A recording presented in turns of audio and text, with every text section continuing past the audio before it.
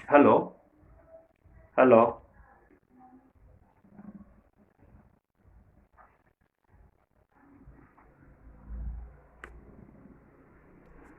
Hello.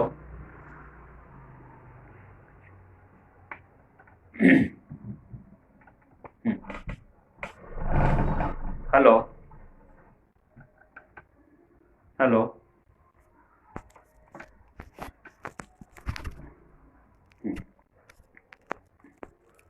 Hello. आवाज आ रही है? हेलो।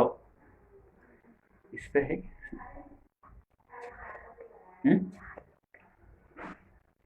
नाउ स्टार्ट ना। है अभी। हाँ जी, नमस्कार।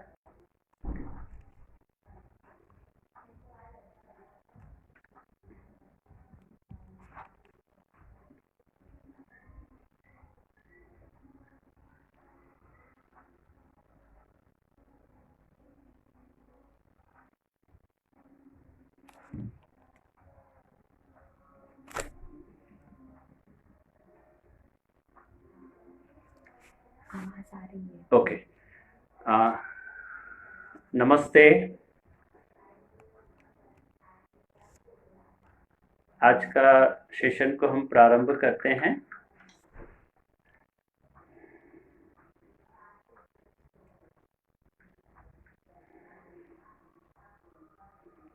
योगेन चित्तस्य पदेन वाचां मलं शरीरश्च वेद्यकेन योपाकरोत्तं प्रवरं मुनीनां पतञ्जलिं प्राञ्जलिरानतोऽस्मि।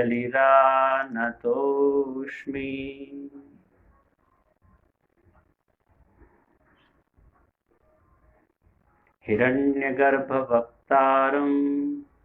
योगशास्त्रं पतञ्जलिं व्यासवाचस्पतिभोजं वन्दे भिक्षुं च गुरुन्। अखण्डमण्डलाकारं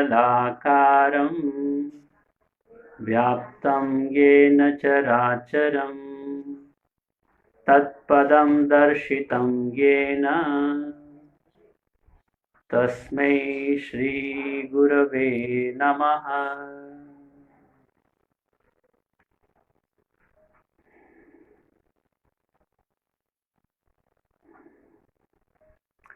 सर्वप्रथम आप सभी को नववर्ष की मंगलमय शुभकामनाएं और राजमाता देवी अहिल्या की पूरी टीम को, तपन जी को बहुत बहुत बधाई कि उन्होंने इस तरह का एक सप्त योग व्याख्यान सत्र का आयोजन किया और मेरा यह सौभाग्य है कि इस सत्र के प्रारंभ में मुझे अपनी बात शेयर करने का अवसर प्रदान किया। आइए, जैसा कि विषय का चयन हुआ है, मुझे पातंजल योग पर अपने विचार व्यक्त करने का कहा गया है। अब मैं प्रयास करूंगा कि कुछ मेरे जो अनुभव हैं पातंजल योग को लेकर वो आपके साथ शेयर करूं।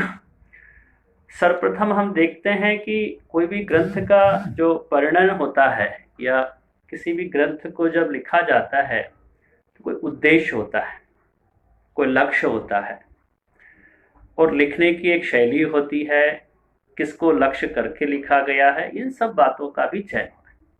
हमारे यहाँ बड़ी विस्तृत परंपरा रही है साहित्य। एक छोटा सा कहें कि एक तरह से जिज्ञासा आदिकाल से मानव सभ्यता और आज तक वो चली आ रही है, वह है कि मनुष्य के अंदर जो एक सीमित क्षमताएं होती है, उन सीमित क्षमताओं को कैसे असीमित किया जा सके, या वो अनंत जो क्षमताएं हैं वो कहीं ना कहीं छुपी होती है हमारे हृदय में, मस्तिष्क में और शरीर में। मुझे ऐसा लगता है कि आदिकाल से जो हमारे साहित्य का सृजन हुआ है, उन सब ऋषि मुनियों ने इस बात का ध्यान रखा है कि मानव के अंदर जो अनंत क्षमताएं हैं उन्हें कैसे प्रस्फुटित किया जाए या कैसे उसको बाहर निकाला जाए और उसको जन जन के लिए उपयोगी कैसे बनाया जा सके। तो इस रूप में यदि हम देखें तो महाभारत का एक प्रसिद्ध जो उक्ति है वो ध्यान में आती है, वह है जानामि धर्मम नचमेव प्रवृत्ति और जानामि अधर्मम नचमेव निवृत्ति।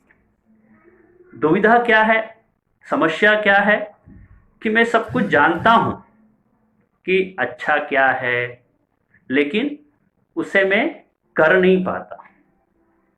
बुरा क्या है, ये मुझे पता है कि ये चीज बुरी है, ये चीज अच्छी नहीं है, लेकिन मैं उससे ओवरकम नहीं हो पाता। This is the main problem of human consciousness. एक हमारा जो मानवीय व्यक्तित्व है उसकी एक मुख्य समस्या महाभारत में प्रस्तुत की गई। अब यही समस्याएं हैं आदिकाल से चली आ रही है। तो हम देखते हैं हमारे जो भी ग्रंथ लिखे गए हैं, जो भी ग्रंथ समाज के सामने आए हैं, उन सबका एक बड़ा वैश्विक ध्येय रहा है। वह क्या है कि मानव के अंदर जो एक्सेलेंसी है, मनुष्य के अंदर जो अनंत संभावनाएं हैं, अनंत क्षमताएं हैं, उन क्षमताओं को कैसे यूनिवर्स के लिए, कैसे समाज के लिए उपयोगी बनाया जाए। कहते हैं जीवन में कार्य करने के बोले 3 ही कार्य होते हैं। कैसा? संस्कृत साहित्य इसको बहुत अच्छे से परिभाषित करता है। पहले कहता है प्रथमे नार्जितम विद्या। जीवन के पहले जो हमारा जीवन का पहला पूर्वार्ध होता है उसमें विद्या का अर्जन करना, कैसे नॉलेज को हमको प्राप्त करना। और द्वितीय नार्जितम धनम, कहते हैं द्वितीय उसमें हमको धन या शक्ति जो कहें जिससे हम क्रय विक्रय कर सके, एक्सचेंज कर सके नॉलेज का, वो करना। और धन और विद्या दोनों से क्या करना है? समाज का भलाई, पुण्याई करना है। यदि हम यह तीनों कार्य नहीं करते हैं तो चौथा कुछ करने लायक होता ही नहीं है। तो प्रथमे नार्जितम विद्या, द्वितीय नार्जितम धनम, तृतीय नार्जितम पुण्यम, चतुर्थे किम करिष्ये। पहले हमारे जीवन के पड़ाव में यदि हमने विद्या अर्जन नहीं की, दूसरे पड़ाव में धन अर्जन नहीं किया और तीसरे पड़ाव में इस विद्या और धन का सदुपयोग नहीं किया, तो चौथे पड़ाव में हम कुछ करने लायक होते नहीं हैं। इसी ध्येय वाक्य को, सुभाषित को रखते हुए मुझे लगता है ऋषि महर्षियों ने बहुत अच्छे से हमारे मानव विज्ञान को समझ लिया और धीरे धीरे हमारे समाज को, मनुष्य जाति को एक दिशा और उसकी दशा बदलने के लिए ग्रंथों का निर्माण करते चले। श्रृंखला में देखें तो वेद सबसे महत्वपूर्ण हमारे ग्रंथों में से एक है, जिन्होंने बहुत सारा ज्ञान मानव सभ्यता को दिया। वेद का एक वाक्य मैं यहाँ पर उद्धृत करना चाहूंगा कि एकम सद विप्रा बहुधा वदंती। आज पूरे विश्व में यह वाक्य कैसा सार्वभौमिक समन्वय का सेतु बन गया है कि सत्य तो एक ही है, लेकिन विविध लोगों ने, विविध ज्ञानियों ने उसे अलग अलग रूप में व्यक्त किया। यह वेद का वाक्य है। उसके बाद में देखें इस वेद के ज्ञान को थोड़ा क्लिष्ट कुछ लोगों के लिए रहा, तो उन्होंने उपनिषद बनाए। उपनिषद ने और सरल करते हुए इस ज्ञान को जन जन तक पहुंचाने का कार्य किया। वो क्या था? एक छोटा सा यहाँ पर मैं उद्धृत करना चाहूंगा, सत्यम वद धर्मम चर स्वाध्यायान मा प्रमदः मातृदेवो भव पितृदेवो भव आचार्य देवो भव अतिथि देवो भव। इस प्रकार से धीरे धीरे साहित्य हमें और अच्छे से ज्ञान को परिमार्जित करते हुए हमारे सम्मुख लाता चला गया कि कौन है सत्यम वद, हमको सत्य बोलना चाहिए भाई। धर्मम चर, हम धर्म का आचरण करें। धर्म का आचरण से मतलब क्या? केवल धार्मिकता नहीं है, मंदिर में जाना नहीं है, पूजा पाठ करना नहीं है। धर्म का आचरण के बारे में मनु बोलते हैं, धृति क्षमा तमोस्तेय सोच इंद्रिय निग्रह धीर विद्या सत्यम अक्रोध दशकम धर्म लक्षण। अरे धर्म तो वह है जो हमको धारण करता है, हमें नैतिकता की ओर ले जाता है। इस प्रकार से धीरे धीरे अनंत साहित्यों की रचना होती चली गई। और कितनी अच्छी बात यहाँ पर कही गई है उपनिषद में, वो क्या है? मातृदेवो भव, मातृ सत्ता को पहले रखा गया। तो उपनिषद की हम देखें उदाहरण को, वहां भी ज्ञान को बहुत अच्छे से समझाया है। उसके बाद आते हैं ग्रंथों की ओर देखें तो श्रीमद् भगवद गीता। श्रीमद् भगवद गीता क्या कहती है? वो भी योग को, ज्ञान को जो मनुष्य के लिए उपयोगी है, जो मनुष्य की जो मूल, मैंने तकलीफ क्या बताई, समस्या क्या बताई, जानामि धर्मम नचमेव प्रवृत्ति। हम जानते हैं सही क्या है लेकिन कर नहीं पाते, हम जानते हैं गलत क्या है लेकिन उससे ओवरकम नहीं हो पाते। उसी को कैसे वर्तमान जीवन में, व्यवहारिक जीवन में सही रूप में हम कर पाए, जी पाए, उसके लिए अलग अलग सुझाव अलग अलग ग्रंथों में दिए। श्रीमद् भगवद गीता का उदाहरण लेते हैं, 6 अध्याय का 17 नंबर का, मुझे बहुत प्रिय है। क्या है वो? युक्ताहार विहारस्य युक्त चेष्टस्य कर्मसु युक्त स्वप्नावबोधस्य योगो भवति दुःखः। कितना सरल रूप में वेदों के ज्ञान को, उपनिषदों के ज्ञान को श्रीमद् भगवद गीता ने और कंसाइज कर कर, और समन्वित कर कर, और व्यवहारिक कर कर हमको दिया। क्या दिया? कि भाई ऐसा ही योग जिसमें आपकी हर चीज प्रॉपर रूप में होगी, proper sleep, proper food, proper your work, वैसा ही योग आपको दुख से दूर ले जाए। अन्यथा वही हम धीरे धीरे धीरे धीरे कहीं न कहीं पुनरपि जननम पुनरपि मरणम पुनरपि जननी जठरे शयनम, हम धीरे धीरे वही घूमते रहेंगे। और जो जीवन के ध्येय हैं हमारे, 4 एम्स ऑफ अवर लाइफ, उसमें से कहीं ना कहीं हम मिस हो जाएंगे। 4 एम्स ऑफ अवर लाइफ क्या है? धर्म, अर्थ, काम एंड मोक्ष।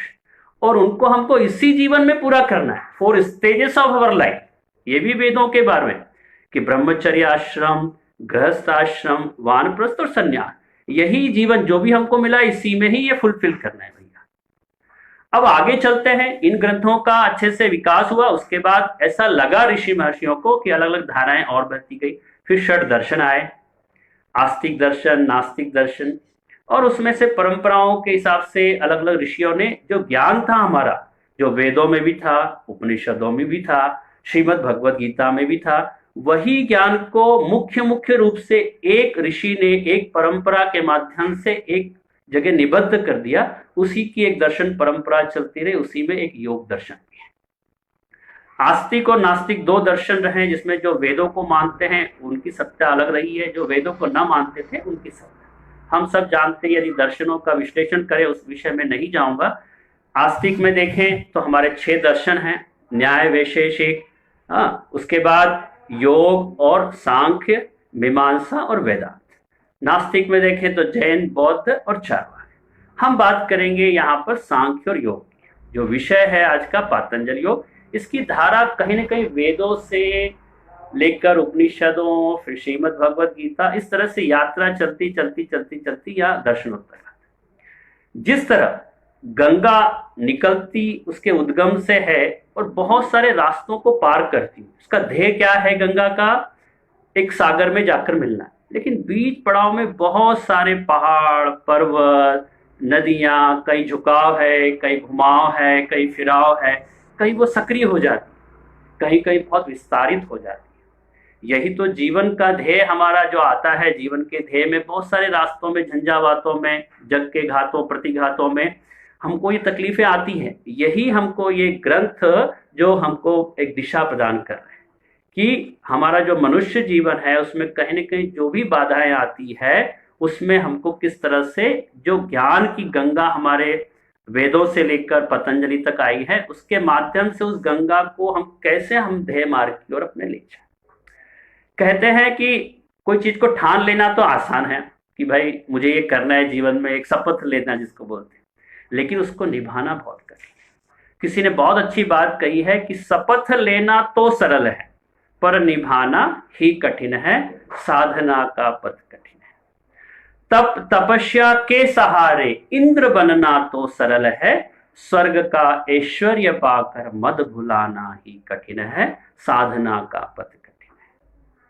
शलभ बन जलना सरल है, प्रेम की जलती शिखा पर स्वयं को तिल तिल जलाकर दीप बनना ही कठिन है, साधना का पथ कठिन है।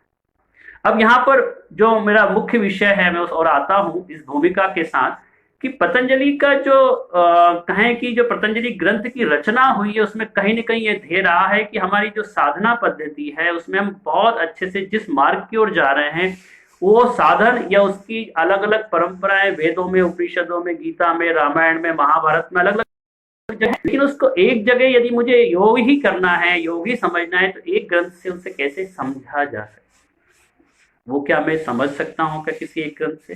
तो हो सकता है हमारे मुनियों ने चिंतन किया हो कि ज्ञान सांख्य में रखना है और ज्ञान, उस ज्ञान को कैसे एग्जीक्यूट करना है हमारे जीवन में, व्यवहारिक जीवन में, उसके लिए योग दर्शन की रचना हुई होगी। इसलिए सांख्य और योग दोनों सिमिलर, समकालीन माने जाते। कहा जाता है कि नास्ति सांख्य समम ज्ञानम, नास्ति योग बलम तप। ज्ञान जो है वो सांख्य, तप अगर है तो वो योग है। तो दोनों को साथ में मिला, तप दोनों को यदि हम मिला दें तो जीवन की हमारी जितनी भी परेशानियां हैं, मैं व्यवहारिक परेशानियों पर ज्यादा फोकस करूंगा, जितनी भी हमारी जीवन की, भौतिक जीवन की, आध्यात्मिक जीवन की जो प्रॉब्लम्स है, चैलेंजेस हैं, उसको दूर करने में पतंजलि का योग कितनी मदद कर सकता है। आइए पतंजलि के योग के जो रूपरेखा है उसको समझें। पतंजलि ऋषि ने इसे लिखा है, इसीलिए ये पतंजलि योग के नाम से भी जाना जाता है। पतंजलि योग में 4 कहते पाद है, चरण है। पहले पाद का नाम समाधि पाद है। पाद यानी चरण भी होता है, अध्याय भी होता है। दूसरे पाद, दूसरे अध्याय का नाम है साधन पाद, और तीसरा पाद है विभूति पाद, और चौथा है कैवल्य पाद। अब यहां पर हम देखें, इनके नाम को लेकर भी हम चर्चा करेंगे। अब इसका जो लेखनी है, विशेष प्रकार की लेखनी का उपयोग किया है पतंजलि। कहते हैं पतंजलि बड़ा एक तरह से ऐसा व्यक्तित्व रहा होगा कि एक भी शब्द को व्यर्थ नहीं गंवाना चाहिए। एक एक शब्द को उन्हें नपा तुला, जिसको बोलते हैं योग, परिमित मात्रा में, कितनी मात्रा में देना है उसका भी हमको भान होना चाहिए, उसकी भी हमको अनुभूति होनी चाहिए, उसका भी हमको जानकारी होनी चाहिए। तो एक एक शब्द को नपे तुले उसमें वो देता है, सजा कर देता है, इसलिए उसका नाम सूत्र रखता है। इस सूत्र की एक परंपरा रही है, गद्य है, पद्य है, सूत्र है, ये हमारे यहाँ की अच्छी लेखनी शैली रही है, उसके ऊपर कभी हम चर्चा करें। तो सूत्रात्मक शैली में इसका सृजन हुआ। सूत्र का मतलब हम जानते हैं थ्रेड। एक सूत्र हमारे हाथ में आ जाता है तो हम पूरी चीज को समझ सकते हैं, राइट। अब कम से कम शब्दों में, यानी गागर में सागर भरना है, तो आपको समय का ध्यान रखना है, पद्धति का ध्यान रखना है, विषय को भी पूरी तरह से समझाना है। तो पहले ही सूत्र से हम ये समझ सकते हैं कि पतंजलि कितनी मनोवैज्ञानिक रूप में, व्यवहारिक रूप में अपने सूत्रों को बनाया है, जिससे हम योग विषय को अच्छे समझते हैं। 195 टोटल इसमें सूत्र है। समाधि पाद को देखें तो 51 सूत्र हैं, साधन पाद में देखें तो 55 सूत्र है टोटल। ऐसे ही विभूति पाद में जो है 55 सूत्र हैं, और ऐसे ही जो अंतिम पाद है कैवल्य पाद, उसमें 34 सूत्र। कहीं कहीं एक सूत्र और बड़ा हुआ मिलता है, 196 भी कहीं कहीं व्याख्याकारों ने बताए हैं, लेकिन सर्वमान्य है कि 195 कुल मिला के सूत्र है पतंजलि। अब इसमें जो मुख्य बात, जिस विषय पे मैं आज अपना अनुभव को शेयर करूंगा आपके साथ, कि मेरा हर समय विषय रहा है रिसर्च का कि ऐसी प्राचीन बातें, ग्रंथ, उसमें से आज के जीवन के जो चैलेंजेस हैं उनको हम कैसे ढूंढ सकते हैं, उसके ऊपर मेरी हमेशा दृष्टि रहती है। तो मैं, चूंकि समय का अभाव रहता है, पतंजलि को समझना हमारे विद्यार्थी लोग जानते होंगे जो इस एमए से, डिप्लोमा से जुड़े हुए हैं, कि पतंजलि पूरे साल भर पढ़ा जाता है, 2 साल तक पढ़ा जाता है, तब जाके अच्छे से उसकी अंडरस्टैंडिंग होती है। लेकिन मैं प्रयास करूंगा कि कुछ ऐसी महत्वपूर्ण बात जरूर मैं अपने इस निर्धारित समय में आप तक पहुंचा पाऊं, जिससे कि पतंजलि का जो एक वैशिष्ट है, पतंजलि की जो विशेषता है, वो आप तक पहुंचे, और पतंजलि को पढ़ने का उत्साह हम सबके अंदर फिर से जागे। नया साल है, क्यों ना आज से हम तय कर लें कि एक एक महत्वपूर्ण सूत्र यदि हम प्रतिदिन पढ़ेंगे तो 1 साल में पूरा पतंजलि को बहुत अच्छे से पढ़ा जा सकता है। तो जो पहला सूत्र है वह कहता है अथ योग अनुशासन। यहां पर कहीं भी पतंजलि ने किसी ईश्वर की बात, भगवान की बात नहीं की है। पहले 4 सूत्रों में पतंजलि अपनी जो आगे की यात्रा है उसकी दशा तय कर देता है, उसकी दिशा तय कर देता है, बहुत अच्छे से आगे क्या मैं बताना चाहता हूं उसकी, बोलते हैं कि एक टेलर के रूप में पूरी पिक्चर को वो बता देते संक्षेप में। तो पहले सूत्रों को हम देखें तो पहले 4 सूत्रों को मैं थोड़ा सा बताना चाहूंगा, उसके बाद में हम चर्चा करेंगे कि पतंजलि ने एक समस्या उठाई है, उस समस्या के निदान पर भी ज्यादा फोकस किया। सामान्यतः जीवन में आप देखते हैं लोग समस्याएं पैदा करते हैं कि ये समस्या साहब, ये समस्या, ये जिंदगी में ये परेशानी, ये जिंदगी में ये परेशानी। और जिंदगी में एक व्यक्ति तो बहुत अच्छा, मुझे बहुत एक शब्द अच्छा लगता है कि साहब आते हम रोते रोते हैं, जिंदगी जीते हम फरियाद करते करते, मांगते हुए ये दे दो, ये नहीं है, ये दे दो, ये दे दो, हाँ, मांगते रहते, और मर जाते हैं किसके साथ? अफसोस के साथ। ये नहीं कर पाए, ये कर लेते तो अच्छा होता, वो वहां एक फैक्ट्री लगाना थी वो नहीं लगा पाए, और ये करते करते हमारा पूरा जीवन। मैंने पहले अभी उद्धृत किया एक शब्द को, शंकराचार्य को, पुनरपि जननम पुनरपि मरणम पुनरपि जननी जठरे शयनम भज गोविंदम भज गोविंदम। हमारा जीवन का जो ध्येय हो वो अगर इसी जीवन में जब तक मैं जीवित हूं तब तक पूरा हो जाए, उसी लिए ये ग्रंथ जो है हमको एक दिशा देते हैं, ये ग्रंथ हमको कुछ सोचने पर मजबूर करते हैं कि क्यों ना इस जीवन के रहते रहते मैं अपनी मीनिंगफुल लाइफ जी सकता हूं कि नहीं जी सकता, अपनी जो पर्पसफुल लाइफ है वो पूरी कर सकता हूं कि नहीं कर सकता। उसी संदर्भ में पतंजलि के 4 सूत्र बड़े महत्वपूर्ण, चाहूंगा सभी लोगों से 4 सूत्रों को अच्छे से समझे, उसके बाद में कुछ महत्वपूर्ण 4-5 सूत्र और है, उनके ऊपर मैं अपना थोड़ा सा समय दूंगा और अपनी बात को शेयर करूंगा। तो पहले सूत्र में स्पष्ट कर देता है कि योग का विषय है और कोई मैं नया काम नहीं करने वाला हूं, मैं तो जो अनुशासन परंपरा चली आ रही है, मेरी जो एक शास्त्रोक्त परंपरा चली आ रही है, जो शास्त्रीय परंपरा चली आ रही है, उसी को मैं आगे बढ़ा रहा हूं, ऐसा पतंजलि।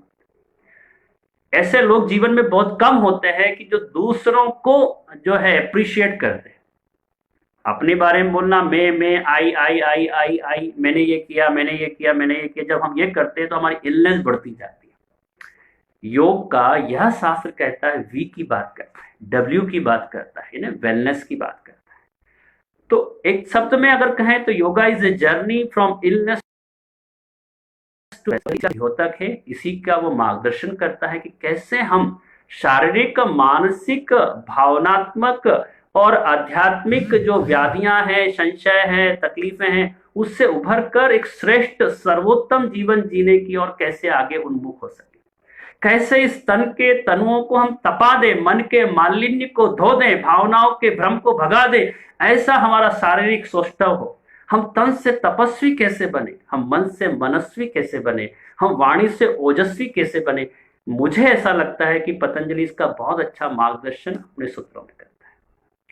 दूसरे सूत्र में पतंजलि बहुत स्पष्ट रूप से बता देता है कि योगश चित्त वृत्ति निरोधः। योग पतंजलि की दृष्टि में, पातंजल योग जो है, पतंजलि का योग तो यह कहता है कि आसन प्राणायाम ये शरीर के लेवल पर है। एक और बात पतंजलि की यहां खूबी में बताना चाहूंगा कि पतंजलि हर व्यक्ति के लिए कुछ न कुछ देना चाहता है। आप ज्ञान योगी हैं तो उसकी भी चर्चा कहीं ना कहीं करते हैं, आप कर्म योगी हैं तो उसकी भी चर्चा कहीं ना कहीं करते हैं, आप भक्ति मार्गी हैं तो उसकी भी चर्चा करते हैं। एक समन्वय, एक सह अस्तित्व, एक बैलेंस और एक सम रहने की बात पतंजलि करता है, उसके सूत्रों से वो झलकता है, परिलक्षित होता है।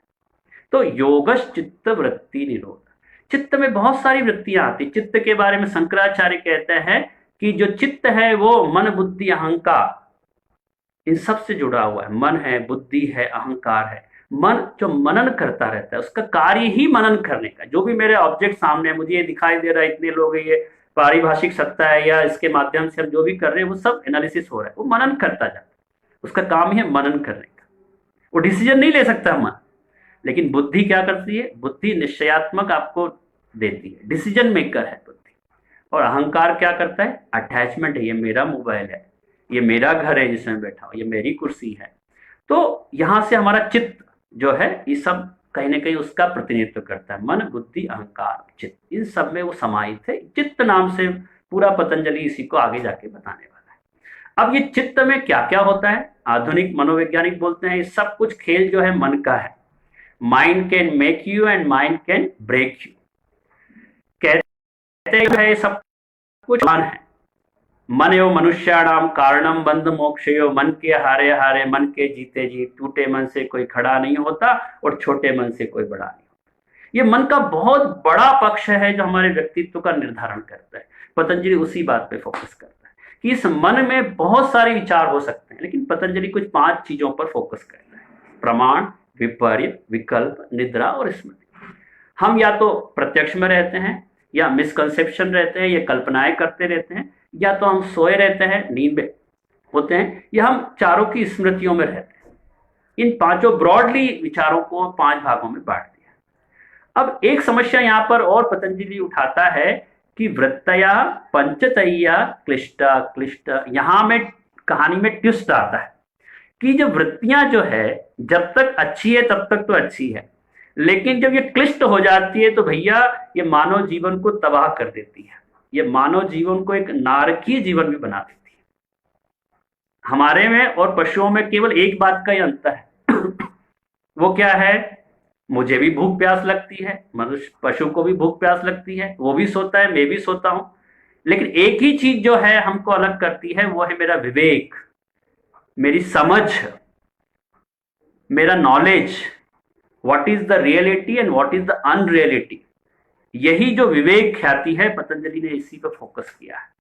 यहां वो समस्या उठाता है कि यदि ये सही मार्ग पे और ले जाती है वृत्ति, कल्याण मार्ग के, तो ठीक है भैया, लेकिन ये वृत्ति आपको अगर गलत मार्ग पे ले जाती है तब तो जीवन जो है कहीं ना कहीं हमारा बहुत परेशानीमय हो जाता है। और उसको दूर किया जा सकता है क्या? वही तो भैया समस्या मैंने बताई है प्रारंभ में। जानामि धर्मम, दुर्योधन की भी यही समस्या थी। जानामि धर्मम नचमेव प्रवृत्ति और जानामि अधर्मम नचमेव निवृत्ति। दुर्योधन जैसे शूरवीर की यही समस्या रही है, तो हम जैसे मानव की भी कहीं ना कहीं ये समस्या तो होती है, कम या ज्यादा मात्रा। पतंजलि ने शायद उसको समझ लिया था। पतंजलि ने उसको समझकर आगे बताया कि भाई देखो, अगर योग में रहना है तो ये चित्तवृत्ति है, यदि इनको हम बैलेंस कर दें, सम कर दें, तो हमारा जो मूल स्वरूप है, तदा दृष्टुः स्वरूपे अवस्थानम। वृत्तियों में से क्लिष्ट वृत्तियों में से क्लिष्ट वृत्तियों में से क्लिष्ट वृत्ति का हटा दे, हम तो योग में ही हैं। हम सब बचपन से ही, जन्म से ही योग में होते हुए आए हैं। We are a potentially divine. हम तो एक ब्रह्म आत्मा है, तत्वमसि हम ब्रह्मोस्मि, हम है ही वो ईश्वरमय। लेकिन जो इग्नोरेंस है, जो क्लेशाल हैं पंच, वो आपको उसकी अनुभूति नहीं करने देते। वो विघ्न है, हमारे अंतराय हैं, वो हमको उसकी अनुभूति से दूर ले जाते हैं। और हमें लगता है कि यही जो मैं आंखों से देख रहा हूं, जो मेरे चश्मे से देख रहा हूं, वही दुनिया है। तो पतंजलि कहता है यदि उसमें स्टेब्लिश हो गए तो बहुत ही अच्छा है। जब वृत्तियां आपकी बिल्कुल बैलेंस हो जाए, पानी बिल्कुल सम है, तो आप तल में पड़े हुए प्रत्येक चीजों को आप देख सकते हैं। लेकिन जब उथल पुथल मची है दिमाग में, तब आप भैया अपने मूल स्वरूप को नहीं पहचान पाओगे। तब तो क्या होगा? वृत्ति सारूप्य मितरत्र। आप वृत्तियों के अनुरूप दुनिया को देखोगे, आपको रजोमय होकर देखोगे। आपके अंदर तमस भरा हुआ है तो तम के साथ दुनिया को देखोगे। यदि आपके अंदर सतोगुण है तो आप सतोगुणमय होकर दुनिया को देखोगे। यही तो किया है हमारे ऋषि महर्षि। विवेकानंद ने अलग दृष्टि से देखा, रामकृष्ण परमहंस ने अलग दृष्टि से देखा, सुभाष चंद्र बोस ने दृष्टि से देखा। उस दृष्टि से देखा जिस दृष्टि से ईश्वर ने उनको विवेक दिया। तो वह कहता है वृत्ति सारूप्यम इतर। यहां पे हमको ध्यान रखना है कि जो वृत्ति है हमारी, इसको हम कैसे करेक्ट कर। साइकोलॉजिकल टूल्स यहां पर हमको कौन कौन सा हो जिससे हमारी वृत्ति लाइफ में सही बनी रहे और जीवन में हम यशोमय जीवन जी सके, हमारा यशमय जीवन हो, हम जीवन को बहुत अच्छे से जी सके। जो ध्येय है, जो उद्देश्य है, जिस कार्य के लिए भगवान ने यहाँ पर भेजा था कि अच्छा बनो, अच्छा करो। हम बदलेंगे, युग बदलेगा, हम सुधरेंगे, युग सुधरेगा। हम नहीं सुधरेंगे तो कोई और सुधार के आएगा, फिर सुधारने हमको आएगा फिर। तो इस दृष्टि से पतंजलि ने कुछ मनोवैज्ञानिक हमको सूत्र दिए। उस विषय को बहुत गंभीरता से आप देखिएगा कि कितना व्यवहारिक मनोवैज्ञानिक निदान पतंजलि देता है अपने विवेक को, अपने मस्तिष्क को, अपने ज्ञान को, अपने जीवन को सही दिशा देने की। और अलग अलग लोगों के लिए अलग अलग भी देता है। बड़ी खूबी है पतंजलि की। मैं उन 4-5 जो क्लू हैं, 4-5 जो हल हैं जीवन की समस्याओं को हल करने के लिए जो पतंजलि ने देता है, उस पर हम चर्चा करें। अष्टांग योग तो है ही पतंजलि का वैशिष्ट, लेकिन उसके पहले भी पतंजलि बहुत अच्छी अच्छी बातें बताता है, वो भी समझने की जरूरत है। पहला सूत्र वो बोलता है सभी वृत्तियों को संस्कारित करने के लिए अभ्यास वैराग्याभ्याम तन्निरोध। सूत्र नंबर पहले अध्याय में 11-12 नंबर पे है ये सूत्र, बहुत मजेदार है और कितना साम्य है ग्रंथों के साथ। यही बात छठे अध्याय में श्रीमद् भगवद गीता भी कहती है। कर्मयोग के प्रतिनिधि के रूप में हम इसको मान लें कि वो कर्म करने के लिए बोलता है पतंजलि, कि भैया अभ्यास करो, प्रैक्टिस करो, नहीं होता है कोई बात नहीं, फिसल जाते हो कोई बात नहीं, एक दिन नहीं उठ पाए कोई बात नहीं, लेकिन बार बार करत करत अभ्यास के जड़मती हो। और उसके लिए बड़े विस्तार से मैं उसमें नहीं जाऊंगा, समय का अभाव रहेगा, कि बड़े सूत्रों को अच्छे ढंग से बताते हैं। एक बार और जरूर बताना चाहूंगा कि पतंजलि सूत्रों को प्रश्न उत्तर के रूप में, जिज्ञासा के रूप में, एक तरह से संवाद के रूप में लेता है।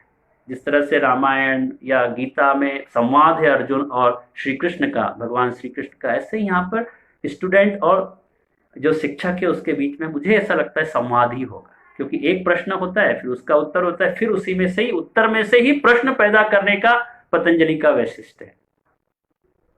तो यहां पर अभ्यास और वैराग्य सूत्र बताता है, फिर प्रश्न होता है भाई अभ्यास क्या है, उसको बहुत अच्छे से बताता है। कितनी बारीकी से पतंजलि ने अध्ययन किया है इस अभ्यास का, कि अभ्यास कैसे होना चाहिए। आज हम देखते हैं सामान्यतः जो योग के नए नए विद्यार्थी होते हैं या नए नए योग में जो आए हुए रहते हैं, कि एक दिन कर लिया, एक हफ्ता कर लिया, एक महीने कर लिया, 2 महीने कर लिया, उसके बाद उनका पेशेंस जो है बोले साहब पेट कम नहीं हुआ, ये चीज नहीं गई है। लेकिन पतंजलि कितनी निर्भीकता से अभ्यास की महत्ता को और क्वालिटी को बहुत बताता है कि सतु दीर्घ काल नैरंतर्य सत्कार सेवितो दृढ़। भाई अभ्यास का मतलब ये नहीं है कि एक दिन बस सूर्य नमस्कार कर लिया, आज साल का पहला दिन है, चलो आज सुबह सुबह सूर्य नमस्कार कर लेते 12, फिर अगले सप्ताह करेंगे, फिर अगले महीने करेंगे, ऐसा नहीं। पहली क्वालिटी बताता है अभ्यास की, वह है दीर्घ काल, लंबे समय तक कोई अभ्यास करेंगे तभी वो फलीभूत होता है। और फिर सतत करना है, विदाउट एनी ब्रेक। ये कितनी महत्वपूर्ण बात मनोवैज्ञानिक रूप से पतंजलि जानता था कि कहीं ना कहीं मानव का स्वभाव है एक दिन करेगा 2 दिन नहीं करेगा। तो सतत करने का नाम भी यहाँ पर पतंजलि योग यानी सतत कर, रोज करना है हमको। तो सतु दीर्घ काल, लंबा समय सतत करना। और तीसरी महत्वपूर्ण बात फिर पतंजलि यहाँ पर जोड़ता है, आप लंबे समय तक भी करते हैं साहब, निरंतर भी करते हैं साहब, लेकिन एक चीज आपके अंदर नहीं होती है, उसके कारण प्रयास करने का जो लाभ होता है वो प्रभावित होता है। वो कौन सा है? आधुनिक मनोवैज्ञानिक भी उसको बहुत फोकस करते हैं, वो है आपका बिलीव सिस्टम। आपके अंदर का जो उत्साह है, आपके अंदर की एक श्रद्धा है। और श्रीमद् भगवद गीता कैसे उसको लेती है? श्रद्धावान लभते ज्ञानम तत्परम संयतेन्द्रिय। श्रद्धा के साथ किया हुआ अभ्यास, पूरे उत्साह के साथ किया हुआ अभ्यास कैसे फलीभूत होता है, ये पतंजलि बताता है। तो इस तरह से ये सूत्र बहुत वैज्ञानिक रूप से हमको एक सलाह देता है कि कैसे हमारे जो मानसिक द्वंद्व हैं, मानसिक हमारी चुनौतियां हैं जीवन की, उनको हम दूर कर सकते। और वैराग्य की बात करता है, और वैराग्य में भी बहुत खूबसूरती से, बड़े अनोखे ढंग से और वास्तविकता के साथ वो बताता है कि वैराग्य यानी क्या। देखा हुआ भी चलेगा, सुना हुआ भी, उन दोनों के प्रति आपका विराग होना चाहिए। वैराग्य से मतलब ये भी है कि जब तक लक्ष्य प्राप्त ना हो जाए तब तक हम दाएं बाएं नहीं देखेंगे, वही एक लक्ष्य की ओर देखें। एक ही साधे सब सदे और सब साधे सब जाए। ये बहुत अच्छी बात मुझे पतंजलि की लगी। और आगे जाके सूत्रों में भी वो बताता है तत्र एक तत्व अभ्यास, विघ्नों के बारे में वो बताता है आगे 30-31 नंबर पे, 32 नंबर पे सूत्र आता है एक तत्व अभ्यास की बात करता है। तो इसलिए आज नए साल का पहला दिन हमको ये लग जाना चाहिए कि जो जो योग मार्ग से जुड़े हुए हैं हम एक तत्व की साधना करेंगे, एक कोई भी चीज को पकड़कर लगातार करेंगे।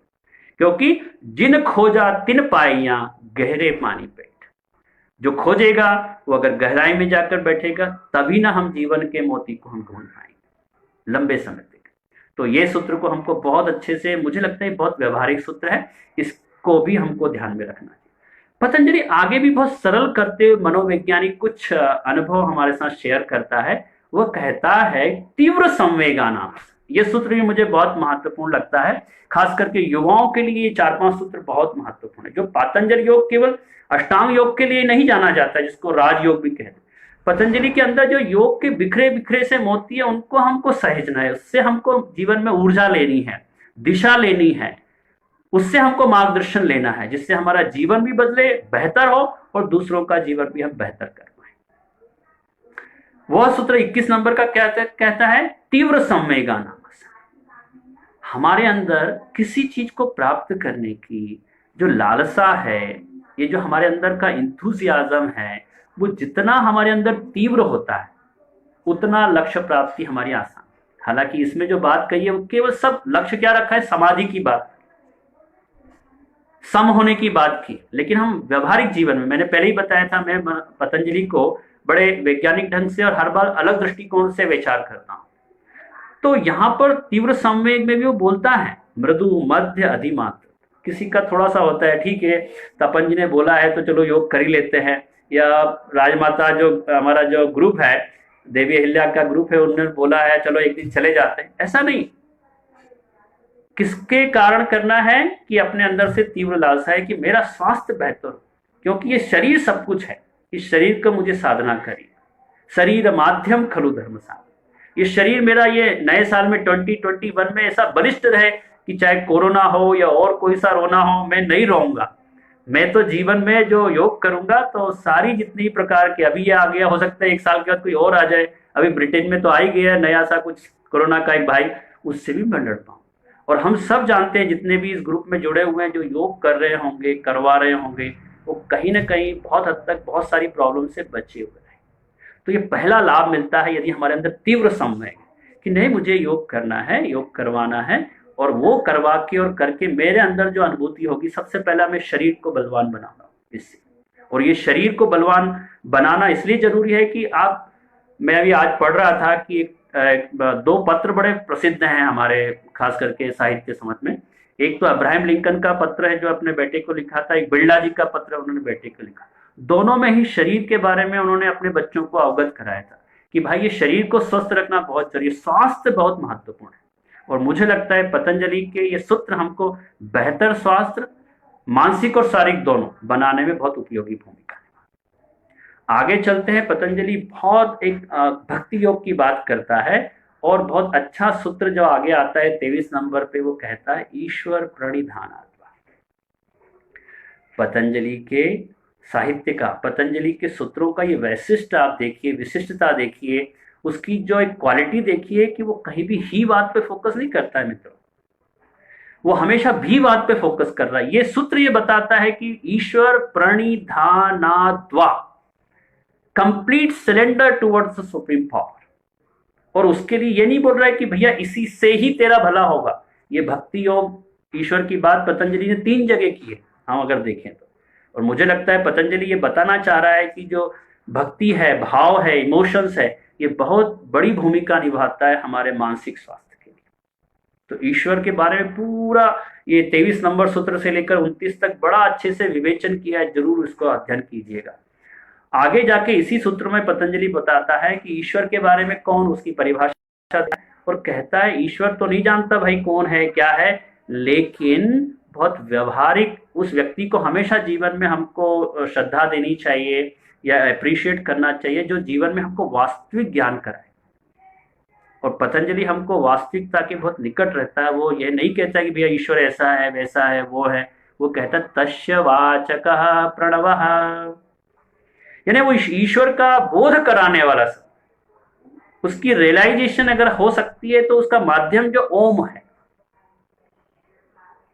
और उसके बाद भी जैसा मैंने बताया, पतंजलि का जो शैली है बात करने की, अपनी बात को रखने की, वो बड़ी मजेदार है, लच्छेदार है।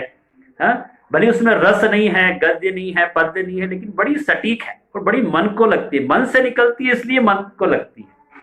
कहते हैं मुंह से निकली हुई बात तो बात ही होती है, दिल से निकली हुई बात ही बात होती है, मुंह से निकली हुई बात तो शब्दों की जमात होती है। तो पतंजलि हृदय से बोल रहा होगा, पतंजलि मन से बोल रहा होगा, इसलिए मन तक पहुंचती है बात। और पतंजलि क्या कहता है, तस्य वाचकः प्रणवः। उस ईश्वर का जो बोध कराने वाला अक्षर है वो ओंकार है। और इस ओंकार का करना क्या है? ओंकार का जप करना, भावपूर्ण जप करना है। और जप का बहुत वैज्ञानिक महत्व होता है। आप देखेंगे निमहांस में यहाँ पर रिसर्च हो रही है, बिहार स्कूल ऑफ मुंगेर में रिसर्च हुई है। ये जप है, this is also a scientific aspect. उसके ऊपर और अभी रिसर्च होने का संभावना है और उस पर काम हो रहा है। कैसे ही जो हमारी परंपरा के जो चीजें थी वो भी सब वैज्ञानिक थी, उसका मन के ऊपर बहुत अच्छा। आगे जाके पतंजलि बहुत मजेदार बात बोलता है। वह कहता है कि कैसे हमारा जो जीवन है उसमें, व्यवहारिक जीवन में यदि हमको बैलेंस रहना है, प्रसन्न रहना है, वो शब्द यूज करता है प्रसचित्त प्रसादनम, तो वो 33 नंबर का सूत्र आता है। बड़ा मजेदार है, मैं अपने व्याख्यानों में जनरली सामान्यतः उसको जरूर लेता हूं। वह कहता है मैत्री करुणा मुदिता उपेक्षाणाम सुख दुख पुण्य पुण्य विषयानाम भावना तच्चित प्रसाद। कहते हैं चित्त को प्रसन्न रखना बहुत जरूरी है। चित्त यदि प्रसन्न रहता है तो हमारी बहुत सारी जो अंदर हमारी क्षमताएं होती है वो सहज रूप में बाहर आती है और हम सहज रूप में हमारी क्षमताओं का बहुत उपयोग कर लेते हैं। टेंस रहना, तनाव में रहना या कुछ कुछ चिंता करते रहना, स्ट्रेस में रहना, उससे बहुत सारी क्षमताएं दबी रहती है हमारी। तो कैसे व्यवहारिक जीवन में आज से हजारों साल पहले पतंजलि ने ये सूत्र लिखा, पहले अध्याय का 33 नंबर पे आता है, और आज के संदर्भ में यदि हम उसकी व्याख्या करें तो कितना व्यवहारिक है। आइए सूत्र को समझते हैं। मैत्री, करुणा, मुदिता और उपेक्षा, ये 4 शब्द पतंजलि, और कहता है फ्रेंडशिप करना है भाई। मित्रता किससे करना है? जो सुखी व्यक्ति है उससे मित्रता करो। और ये जरूर कहीं नहीं बोल रहा है कि दुखी व्यक्ति से आप घृणा करो। आगे आइए देखिए क्या बोलते हैं। मैत्री करना है सुखी व्यक्ति से, जो अच्छा है, अपने से श्रेष्ठ है। कहते हैं पहले सेठ लोग हुआ करते। सेठ का मतलब क्या होता है? जो श्रेष्ठ है, वो धन में श्रेष्ठ है, बल में श्रेष्ठ है, आपके ज्ञान में श्रेष्ठ है, तो वो हम उससे हमको मित्रता रखनी है या उसके निकटता हमको ज्यादा से ज्यादा होनी है, ताकि हमको उससे लाभ प्राप्त हो, खास करके ज्ञान से हम लाभान्वित हों। मैत्री, उसके बाद करुणा की बात बोली, कंपेशन की बात बोली, काइंडनेस की बात बोली। किसके प्रति रखना है? जो दुखी व्यक्ति है। दुनिया में बहुत सारे लोग जो हैं कहीं न कहीं किसी न किसी प्रकार से शारीरिक मानसिक व्याधियों से दुखी हैं। हम उनके प्रति करुणा का भाव रखें। कैसी सरल और स्पष्ट बात पतंजलि करते हैं। और दुनिया में तीसरे प्रकार के लोग भी होते हैं, पुण्यात्मा, अच्छे काम करने वाले। उनसे हमको क्या करना है? उनको रिगार्ड देना है। मैत्री, करुणा और मुदिता, उनको रिगार्ड, एप्रिशिएट करना है उनके काम। कितना वैज्ञानिक रूप से मैं बड़ा कभी कभी अचंभित होता हूं कि पतंजलि ने बहुत साल पहले कैसा सोच लिया होगा कि मानव के अंदर एक बहुत बड़ा गुण है। यदि वो दूसरों के अंदर अच्छाई देखने का एक गुण अपने अंदर केवल डेवलप कर, तो भी मानव समाज जो सुरभित हो जाए, इतना अच्छा बन जाए, पूरा हमारी जो दुनिया है जिसको हम कहीं न कहीं सर्वे भवन्तु सुखिना का पद से विभूषित करते हैं, कहीं न कहीं अहिंसा परमो धर्मो के नाम से भारत का जो ज्ञान को हम जगह जगह ले जाते हैं, और जो वसुधैव कुटुंबकम के नाम से हमारे ऋषि महर्षियों ने उसको अच्छे से बताया है, वो कहीं न कहीं तभी संभव है जब हमारी देखने में शुभता आ जाए, देखने में गुडनेस आ जाए। हम जो देखें उसमें अच्छा ही नजर आए कि हम जो सामने जो भी है उसमें से अच्छा क्या है उसको ग्रहण करें। यह भाव यदि हमारे अंदर आ जाए तो मुझे लगता है पतंजलि का बहुत हद तक उसका जो उद्देश्य था वो पूरा हो जाए। ये पतंजलि यहाँ पे कहता है कि जो पुण्य करने वाले लोग हैं, जैसे आप लोग ये कार्य कर रहे हैं, जो मैं देख रहा हूँ काफी समय से, राजमाता अहिल्या जी का जो ग्रुप इन्होंने बताया, अच्छा काम कर रहे हैं। तो ऐसे जो भी लोग इनसे जुड़े हुए हैं, जो ना केवल शारीरिक रूप से मदद कर सकते हैं तो शारीरिक रूप से मदद करें जो कर सकते हैं, जो केवल शारीरिक रूप से मदद नहीं कर सकते वो उनको अप्रिशिएट तो कम से कम करें हम, कि जो अच्छा काम कर रहे हैं, वो समाज का कुछ भला करने की कोशिश कर रहे हैं, कुछ लोगों को अच्छे से संग्रहित कर उनको ज्ञान को दूसरों तक पहुंचाने का काम कर रहे हैं, वो सब अप्रिशिएट के काबिल हैं। तो पुण्यात्मा जो हैं उनको हमको अप्रिशिएट करना, रिगार्ड देना। और जो चौथी पर्सनालिटी जिसकी चर्चा आए दिन यत्र तत्र सर्वत्र होती है, वो कौन सी पर्सनालिटी है? अपुण्य व्यक्ति है, विघ्न संतोषी है। तो उनके साथ क्या करना है हमको? जो ऐसे पापात्मा जिसको यहाँ पे पतंजलि ने बोला है, जिसको किसी के कार्य में विघ्न डाल के मजा आता है, उस प्रकार का जो कैरेक्टर हमारी जिंदगी में आसपास कोई होता है तो हमको उसके साथ क्या सा व्यवहार करना है? उससे लड़ाई झगड़ा करना है, उसको हटाना है, उसकी सुपारी देना है, क्या करना है? नहीं, पतंजलि बहुत स्पष्ट रूप से बड़े सरलता से निदान देता है। मैं बार बार बोल रहा हूँ कि एक समस्या का, हर समस्या का निदान के रूप में, वो क्लू के रूप में, सूत्र के रूप में हमारे सामने बात रखता है। वो क्या कहता है? डिसरिगार्ड कर, उपेक्षा कर दो उनकी, उसे दूरी बना के रखो। यही तो पतंजलि की खूबी है। और फिर पतंजलि का आगे का जो 2 सूत्र है वो बड़ा मजेदार है। जो जितनी भी मनोवैज्ञानिक हमारी प्रॉब्लम्स है, लाइक द्वंद्व, निराशा, निरुत्साह, हतोत्साह हो जाते हैं, कभी निराश हो जाते हैं, कभी बहुत चिंताएं आ जाती है, कभी एंग्जाइटी हो जाती है, तो ये सब चिंताओं के बाधाओं को दूर करने के लिए पतंजलि बहुत व्यवहारिक रूप में 2 सूत्र बताता है, जिसको यम नियम में तो है ही, लेकिन यहां भी विशेष प्रकार से वो लाता है। प्रच्छर्दन विदारणाभ्याम व प्राणश, कपालभाति यही तो है। प्रच्छर्दन विदारणाभ्याम, बार बार श्वास को बाहर छोड़ना, प्रच्छर्दन विदारणाभ्याम, यानी बाहर छोड़ के बाहर रोकना भी, क्योंकि जो श्वास है ये मन की गति को बहुत हद तक कंट्रोल कर सकता है। चले वाते चले चित्तम निश्चले निश्चलम भवे, हठयोग प्रदीपिका कहती है। तो श्वास और हमारे मन की गति का बड़ा सामंजस्य है। इस सामंजस्य की भी कहीं पतंजलि को खबर थी, पतंजलि को ज्ञान था कि हमारा जो मन है और हमारी श्वासें हैं और हमारा शरीर है, इन सब में कहीं न कहीं जुड़ाव है। इसीलिए मैं पतंजलि योग को हमेशा इंटीग्रेटेड योग के रूप में, समन्वित योग के रूप में लेता हूँ, कि वो समन्वय की बात करता है, ज्ञान में, कर्म में, भक्ति में समन्वय की बात करता है। इसीलिए वो समाधि पाद में सारी वो उच्च बातों को बता देता है, और फिर आगे जाके वह साधन पाद में हर एक व्यक्तित्व के लिए, जैसे मैंने प्रारंभ में बताया था, विद्यार्थियों के लिए, गृहिणियों के लिए, प्रोफेशनल लोगों के अलग अलग बातों को वहां पर वो बताता है। उच्च साधक, निम्न साधक, सांसारिक लोग, सबके लिए कुछ न कुछ देता है। कहते हैं ना कि दुनिया में भगवान सबको कुछ न कुछ देता ही है। थोड़ा सा हम प्रयत्न कर लें तो जीवन के उत्तरार्ध में हमको बहुत कुछ मिल जाता है। लेकिन मानव की जो लालसा है बड़ी ऐसी अलग प्रकार की है कि वो सब कुछ बटोरना चाहता है, सब कुछ चाहता है। क्या ये संभव है?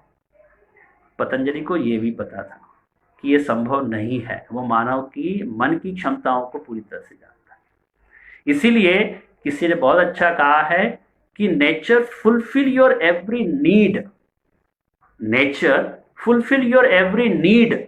वो हमारी प्रकृति हमारी प्रत्येक आवश्यकता की पूर्ति करता है, कर रहा है, करेगा भी। प्रकृति ने सब, दुनिया में जितने भी करोड़ों, 600 करोड़ लोग हैं दुनिया में, 700 करोड़ लोग, सब रोज खा रहे हैं, पी रहे हैं, सो रहे हैं, राइट? लेकिन nature can not fulfil your every greed. प्रकृति आपकी प्रत्येक महत्वाकांक्षाओं की, लालच की पूर्ति नहीं कर सकता भैया, उसका एक लिमिटेशन है। पतंजलि हमको उसी राह पर ले जाता है कि हम नेचर को समझें, प्रकृति को समझें, और अपने आप को प्रकृति के अनुरूप बनाकर जीवन का आनंद लें। वो यह भी बता देता है अगले सूत्रों में कि जीवन में विघ्न है, क्लेश हैं, उनसे बच के भी रहना। विघ्न के रूप में, क्लेश के रूप में पतंजलि स्पष्ट रूप से दूसरे अध्याय में कहता है कि अविद्या, अस्मिता, राग, द्वेष, अभिनिवेश। मैंने इसलिए प्रारंभ में चर्चा की थी कि समस्या क्या है? जानामि धर्मम नचमेव प्रवृत्ति, जानामि अधर्मम नचमेव निवृत्ति। कि पतंजलि का योग इसलिए बहुत महत्वपूर्ण है क्योंकि ये आसन, प्राणायाम, मुद्रा, बंध, षटकर्म, ये तो शरीर का शोधन तो करना, लेकिन मन के शोधन के लिए क्या हो सकता है, उसकी भी चर्चा पतंजलि करता है। कि जो क्लेश है वो कहीं ना कहीं हमारे मन में होते हैं। अज्ञानता, इग्नोरेंस, राग, अटैचमेंट, अस्मिता, ईगोइज्म, सबसे बड़ा आज जो है ईगोइज्म, आईनेस का जो प्रॉब्लम, एंड देन डिटैचमेंट, द्वेष, और फियर ऑफ द डेथ। इन सभी को कहीं ना कहीं पतंजलि समराइज करने की कोशिश करता है कि भैया इनको जान लो, इनको अगर जान लिया तो इनसे कैसे पीछा छुड़ाया जा सकता है, कैसे इनको धीरे धीरे तनु किया जा सकता है, कम किया जा सकता है, उसका भी रास्ता पतंजलि सुझाता है। वो क्या कहता है दूसरे अध्याय का पहला सूत्र में? तप, स्वाध्याय, ईश्वर प्रणिधानानि, क्रिया योग। आप यदि ये जो मैंने बताया अभी इतने टूल्स, ईश्वर प्रणिधान, तीव्र संवेग, प्राणायाम, ध्यान, करते हो क्या? हाँ कर सकते हैं भाई, बताओ क्या है? तो पतंजलि दूसरे अध्याय में बताता है क्रिया योग करो, तब करो, खूब मेहनत करो, इस शरीर का केवल कण कण का पूरा उपयोग करो, पसीना पसीना हो जा, तो नींद कैसे नहीं अच्छी आएगी, भूख कैसे अच्छी नहीं लगेगी, पर्याप्त आपका फिजिकल मेंटल ये आपका व्यायाम होगी।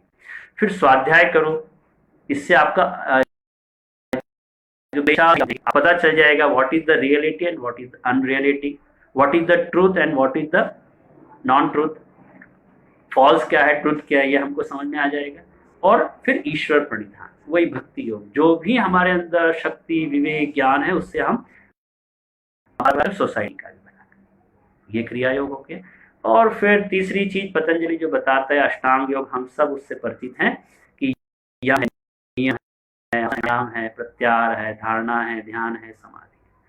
तो पतंजलि का वैशिष्ट आप देखिए, जगह जगह पर वो बहुत सारी चीजों को हमारे सम्मुख रखता है। उसका उद्देश्य होता है कि मानव जीवन बेहतर बने। मानव जीवन बहुत सारे पुण्यों के बाद, उदय होने के बाद हमको मिला है, इसलिए इस जीवन का भरपूर उपयोग हमको करना है। शरीर से भी हमको बलिष्ठ बनना है, मन से भी हमको बलिष्ठ बनना है, भावनाओं को स्टेबल रखना है, और बौद्धिक रूप से हमको विकसित होना है। इसलिए इसको 3H के साथ मैं अपनी बात को धीरे धीरे समाप्ति की ओर ले जाऊंगा कि development your hand, heart and head, अपने हाथों को, अपनी कहें कि शारीरिक क्षमताओं को बढ़ाना, हृदय की क्षमताओं को बढ़ाना, विराटता को लाना, और अपने मन की क्षमताओं को भी बढ़ाना, मस्तिष्क की क्षमताओं को भी बढ़ाना। पतंजलि योग दर्शन, पतंजलि सूत्र, पतंजलि योग मनुष्य की सर्वांगीण व्यक्तित्व निखार में बहुत मदद करता है। इसलिए वो चित्ती की बात करता है, व्यक्तित्व की बात करता है। चित्ती हर व्यक्ति की एक यूनिकनेस होती है। पुरुषार्थ शून्यानाम गुणानाम प्रतिप्रसव केवल चित्ती शक्ति रीति। लास्ट जो अध्याय है केवल्यपाद का अंतिम सूत्र ये बोलता है कि हमको कहाँ जाना है वापस से। प्रसव होता है तो इस दुनिया में हम आए, बाहर की ओर आना, प्रति प्रसव कर हमारे मूल में जाने की कोशिश करें। कंक्लूजन के रूप में मैं यहाँ पर केवल 3C का यहाँ पर उल्लेख करूंगा कि हमको कनेक्ट रहना है अपने आप से। पतंजलि कहता है कि आप अपने आप से जुड़ो तो सही भाई, अपने आप से अलग हो जाते हो इसलिए हम दुखी हो जाते। हमको कनेक्ट रहना है अपने आप से, और उसके लिए मैंने बताया अभी जिन सूत्रों की व्याख्या की, आपको एक कनेक्ट करेंगे। ईश्वर प्रणिधान, हाँ, उसके बाद तीव्र संवेग, अभ्यास वैराग्य, मैत्री करुणा, ये सब सूत्र, क्रिया योग, ये सब आपको जोड़ेंगे अपने आप से। फिर उससे करना क्या है, फिर अपने आप का विकास करना है, अपने आप को डेवलप करना है, शारीरिक रूप से, मानसिक रूप से, बौद्धिक रूप से।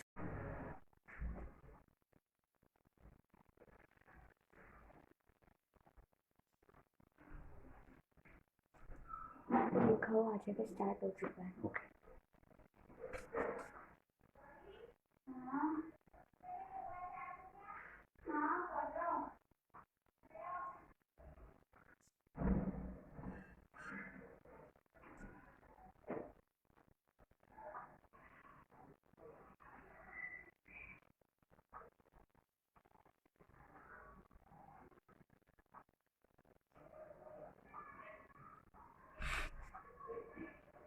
नमस्कार। तकनीकी कारणों के कारण डिस्कनेक्ट हो गया था, तो मैंने जहां अपनी बात को समाप्त की थी, मैं वहीं पे 2-3 मिनट में अपनी बात को समाप्त करूंगा कि पतंजलि योग को यदि हम इस रूप में देखेंगे, जैसा हमने अभी पिछले 40-50 मिनट के व्याख्यान में समझा, तो उसमें 3C महत्वपूर्ण होते हैं। पहला कनेक्शन, कि हम धीरे धीरे अपनी जड़ों से अपने आप से जुड़ें, प्रकृति से जुड़ें। तो पतंजलि कहीं ना कहीं तदा दृष्टु स्वरूप अवस्थान, अपने आप से जुड़ने की बात करता है। फिर एक तरह से इस कनेक्शन के साथ कि हम अपने आप को पूरी तरह से अंतःकरण चतुष्टय के माध्यम से पूरी तरह से अपने आप को ठोस बनाएं, और कैसे हम अपने आप को कल्टीवेट करें, अपने आप को मांझें, अपने आप को बेहतर बनाएं शारीरिक रूप से और मानसिक रूप से। और धीरे धीरे इस कनेक्शन के साथ, इस रूट जो हमारी जड़ें हैं, वेद, उपनिषद, श्रीमद् भगवद गीता, इनके साथ जुड़े रहते हुए अपने आप का भारतीय दर्शन के अनुसार, भारतीय चिंतन के अनुसार विकास करना। और इस विकास कर कर क्या करना है हमको, कंट्रीब्यूट करना है अपने नॉलेज का, अपने ज्ञान का, अपनी शक्तियों का, चाहे वो शारीरिक शक्ति हो, मानसिक शक्ति हो, धन की शक्ति हो, इसका लोक हित में उपयोग करना है। जैसा कि मैंने प्रारंभ व्याख्यान के प्रारंभ में बताया था, जिस बात से मैंने शुरू किया था कि 3 जीवन के ध्येय होते हैं। पहले में विद्या अर्जन करना, फिर धन अर्जन करना, और फिर दोनों से ही हमको सोसाइटी का, अपने देश का, अपने समाज का, अपनी पूरी मानव सभ्यता का, यूनिवर्स का जो भला हो सके करना है। यही कहीं न कहीं संदेश पतंजलि योग देता है, समग्र चिंतन की बात करता है, समग्र उत्थान की बात करता है। इसी बात के साथ मैं अपनी बात को समाप्त करूंगा कि पतंजलि से हम जुड़ें, पतंजलि के जो दर्शन है उसको गहराई से समझें, केवल उसके जो ऊपरी ज्ञान है उससे केवल तृप्ति न करें, और गहराई में जाकर उन सूत्रों के व्यवहारिक जो पक्ष है उसका चिंतन मनन करें, स्वयं उससे आनंदित हों, प्रसन्नता प्राप्त करें अपने जीवन में, और दूसरों को भी इस आनंद को बांटें, दूसरों को इस आनंद का कहें कि हिस्सेदार बनाएं। तो इससे मुझे लगता है मानव जीवन, मानव सभ्यता और पूरा मानव समाज वो है पुष्पित होगा, अच्छे से पल्लवित होगा, अच्छे से योग की सुगंध जन जन तक पहुंचेगी, जिसको करने के लिए मुझे लगता है कि ये ग्रुप राजमाता देवी अहिल्या ग्रुप के तपन जी और उनकी टीम लगी हुई है। मैं उनका बहुत बहुत साधुवाद करता हूं, जिन्होंने मुझे अपने अनुभव शेयर करने का अवसर प्रदान किया। इसी बात के साथ अपनी बात को संपन्न करता हूं इस वेद मंत्र के साथ कि पूर्णमदः पूर्णमिदं पूर्णात् पूर्णमुदच्यते पूर्णस्य पूर्णमादाय पूर्णमेवावशिष्यते। सर्वे भवन्तु सुखिनः, सर्वे सन्तु निरामयाः, सर्वे भद्राणि पश्यन्तु, माँ कश्चित् दुःखभाग् भवेत्। बहुत बहुत धन्यवाद। नमस्कार।